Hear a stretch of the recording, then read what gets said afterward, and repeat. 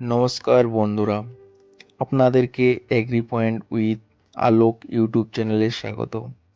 আপনারা ভাবছেন বর্ষাতে শশার চাষ করবেন, কিন্তু কিভাবে করবেন, কিভাবে করলে বেশি লাভবান হতে পারবেন, চলুন আলোচনা করা যায়। শশার ফল যদি বেশি পেতে চান তাহলে অবশ্যই মালচিং দিয়ে শশার চাষ করবেন। মালচিং দিয়ে শশার চাষ করলে ভালো রেজাল্ট পাওয়া যায়, কারণ আপনি জমিতে যে খাবারটি দেবেন সেটি বাষ্প আকারে উড়ে যায়। আপনি যদি মালচিং দিয়ে শসা বা যে কোনো সবজির চাষ করেন তাহলে আপনি জমিতে যে খাবারটি দেবেন পুরো খাবারটি গাছ গ্রহণ করতে পারবে, ওটা আর বাষ্প আকারে উড়ে যায় না। আপনার গাছ সুস্থ সতেজ থাকবে এবং ফলন বেশি পরিমাণে দিতে পারবে।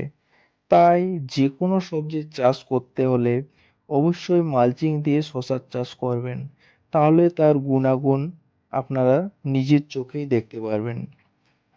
শশার উপযুক্ত মাটি হচ্ছে দোআঁশ ও এঁটেল মাটি। দোআঁশ ও এঁটেল মাটিতে শশার চাষ সব থেকে ভালো হয়। জমি তৈরি করার সময় অতি অবশ্য কিছু সাধারণ জিনিস মনে রাখবেন। জমিটি তৈরি করার সময় অতি অবশ্য জৈব সার, নিমখোল এবং গোবর দিয়ে জমিটিকে তৈরি করুন। তারপর আপনি যখন চাপান সার দিবেন তখন এনপিকে বা 10-26-26 ব্যবহার করবেন। এনপিকে বা 10-26-26 মানে হচ্ছে নাইট্রোজেন, ফসফরাস এবং পটাশিয়াম। এখানে নাইট্রোজেন থাকে 10%, ফসফরাস থাকে 26% এবং পটাশিয়াম থাকে 26%। তাই এটিকে 10-26-26 বা এনপিকে সার বলে।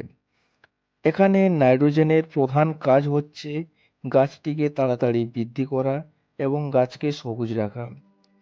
ফসফরাসের প্রধান কাজ হচ্ছে শিকড়কে বৃদ্ধি করা, অঙ্কুরোদ্গমে সাহায্য করা এবং ফল এর গুণমান বাড়ায়।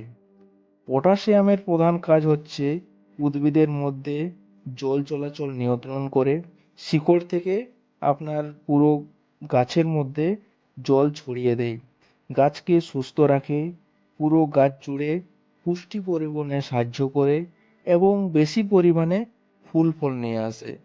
পুরো ফুল ফলে আপনার পটাশিয়াম ব্যবহার করলে পুরো ফুল ফলে আপনার ভরিয়ে দেবে।